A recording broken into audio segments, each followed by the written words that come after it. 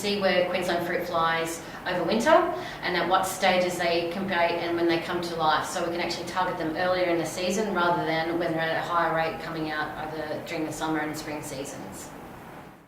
So Queensland fruit flies had a major impact on our fruit growing industry, and with that has a knock-on effect to the entire region. So it will impact on workers not being able to work because obviously fruit fly will shut down some of the industries, right through to people supplying the machinery on farms, the seedlings.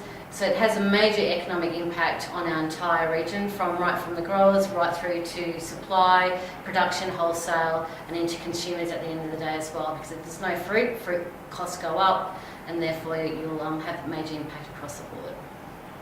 So with the program came a trapping grid that we put out, and that trapping grid now stays, and it will be for the next 2.5 years, for us to really monitor fruit fly both over winter and during the summer times. So that has actually had a real confidence booster to growers in the region.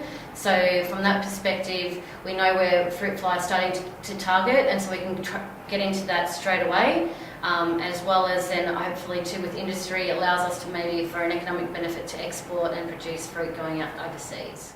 So it's helped innovation in the sense from targeting Queensland fruit fly in particular, and allowed us to really understand Queensland fruit flies seasonality here within this region. As I keep saying, once upon a time we thought they would be killed over the winter. We know that's not the case anymore, so that will now change practices about how we're going to be managing fruit fly, and hopefully we can start targeting them earlier to allow us to get into that low pest prevalence regions.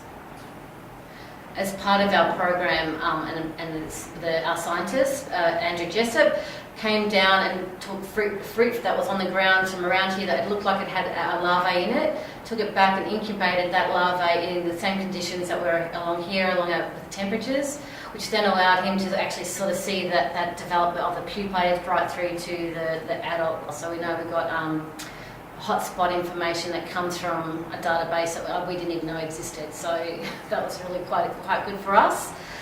So that they could sort of do temperatures over the course of the last 2 years too during winter, to actually sort of see if there has been a rise in ground heat, which then could actually attribute to why Queensland fruit fly is lasting throughout the winter months. Again, information that we probably would not have been able to get through, because we were able to do this through this funding program.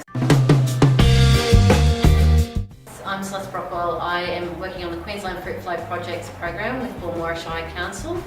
I'm the Industry Development Officer here, and we do a lot of work with Queensland Fruit Fly and helping to keep it under control here within Woomera Shire, working with Victorian Agriculture and our local Fruit Growers Association.